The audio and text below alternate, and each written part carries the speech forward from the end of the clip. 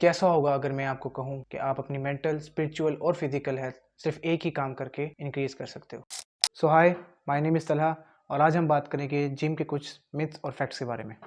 सो myth number 1 जो हमारे पास है वो है कि प्रोटीन पाउडर्स जो हैं वो स्टेरॉइड्स होते हैं। बेसिकली जो हमारे पास सप्लीमेंट्स हैं वो स्टेरॉइड्स होते हैं। तो ऐसा बिल्कुल भी नहीं है। इस तरह की जो मिसकंसेप्चुअल थिंग्स लोगों ने बना ली हैं, ये एक बहुत बहुत गलत बात है। आपको चीज़ समझनी चाहिए कि आखिर प्रोटीन कैसे बनता है, क्रिएटिन कैसे बनता है, वो किस चीज़ के लिए बेनिफिशियल है और किस चीज़ के लिए नहीं। तो जो सप्लीमेंट्स हैं वो एक एज के बाद मैं समझता हूँ कि लेने चाहिए।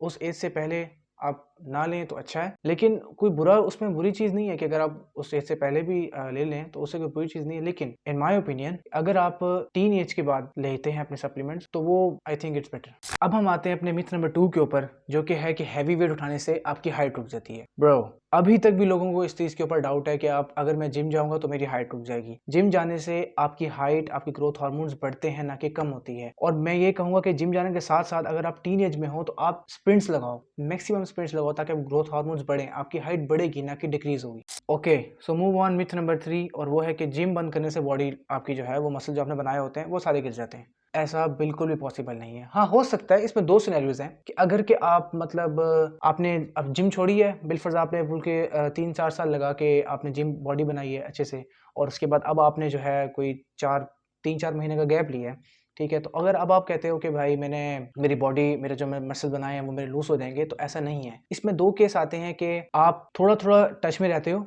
लाइक पुशअप्स पुलअप्स करते हो, थोड़ी बहुत स्प्रिंट्स कर लिए और हल्के फुल्के स्क्वाट्स कर लिए बॉडी वेट। तो अगर इस तरह की चीज़ों में इन रहते हो और साथ के साथ अपनी डाइट पे फोकस करते हो तो इट्स मीन आपका मसल थोड़ा सा लॉस होगा। जारी बात है, आपने एक जिम छोड़ी है, लेकिन आपका ये नहीं है कि आप बिल्कुल ही लॉस होकर बिल्कुल सूखी तीली बन जाओगे। It's not like that. और दूसरा सिनेरियो ये है कि आपने जिम छोड़ दी, अब आप बिल्कुल भी किसी चीज़ में टच में नहीं रहे। आपने ना पुशअप्स किए, ना आपने पुलअप्स किए, कुछ भी एक्सरसाइज नहीं की, और साथ साथ अपनी डाइट भी आपने खराब कर लिया। आप जंक फूड ईट करने लग गए, आप स्वीट्स ज़्यादा खाने लग गए, आपकी कैलोरी इंटेक काफ़ी बढ़ गई, तो जिसकी वजह से जो है आपका मसल लॉस हो सकता है, फैट इंक्रीज हो सकता है और मसल लॉस भी आपका हो सकता है।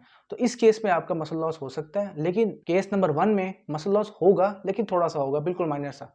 Okay, move on the myth number 4, और वो है कि स्वेट मीन्स फैट बर्न। इसमें ये बताया गया कि मतलब अगर आप जा रहे हो और आपको पसीना आ रहा है, ठीक है, स्वेट कर रहे हो आप, और उसमें आपका ये ख्याल है कि आपका फैट बन रहा है, तो आप बिल्कुल गलत हो। फैट जो है वो आपका डिपेंड करता है कैलोरी डेफिशिएंट के ऊपर, कि आप दिन में कितनी कैलोरीज ले रहे हो, ठीक है, और कैलोरीज इनटेक आपकी कितनी है और आप उसको कहाँ कहाँ खर्च कर रहे हो। मतलब आपने जितनी कैलोरीज ली हैं, आप वो उतना जाके जिम में आप उतनी स्ट्रेंथ ट्रेनिंग कर रहे हो, तो ही जाके आपका फैट लॉस होगा। ऐसे आपका फैट लॉस नहीं होने वाला। आप जो मर्जी करना है कर लो, आपको कैलोरी डेफिशिएंट में आना पड़ेगा, आपको कार्डियो करना पड़ेगा, और आपको साथ साथ स्ट्रेंथ ट्रेनिंग करनी पड़ेगी, तभी आपका जाके फैट लॉस होगा। और याद रखना, कार्डियो हद से ज़्यादा मत करना, नहीं तो फैट लॉस के चक्कर में मसल लॉस भी कर बैठोगे।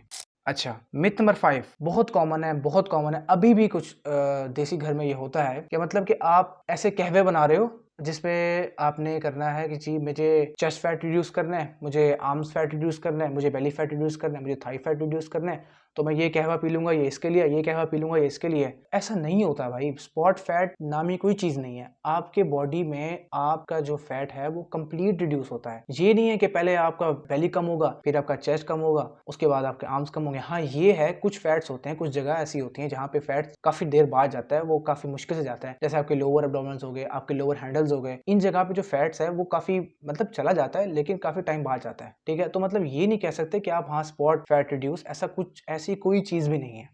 Okay, so now moving on. First point जो मैंने आपको वीडियो के स्टार्ट में कहा था, अगर आपने स्पिरिचुअल, फिजिकल और मेंटल हेल्थ तीनों एक साथ सिर्फ और सिर्फ थोड़े टाइम में ही करनी है, तो आप कैसे कर सकते हो। It's a simple formula. आपने सबसे पहले तो 5 टाइम्स डेली प्रे करना है, ओके। और जब आप नमाज पढ़ोगे, नमाज के बाद दुआ जब करोगे, तो उसमें आपने सिर्फ ये दुआ करनी है अल्लाह ताला से, अल्लाहुम्मा आफिनी फी बदनी, अल्लाहुम्मा आफिनी फी समई, अल्लाहुम्मा आफिनी फी बसरी, ला इलाहा इल्ला अंत। ठीक है, मैं यहाँ पे पिक्चर भी लगा दूंगा दुआ की, और उसकी ट्रांसलेशन भी नीचे लिखा दूंगा, ताकि आप अरबी को पढ़ो और उसको पढ़ने के साथ साथ उसको देखो कि वो कह क्या रहा है, उसमें लफ्ज़ इस्तेमाल क्या हो रहे हैं, ताकि आपको उस चीज़ की समझ आए, ना कि एक चीज़ के पीछे भागते रहो कि नहीं भाई अच्छा ये है।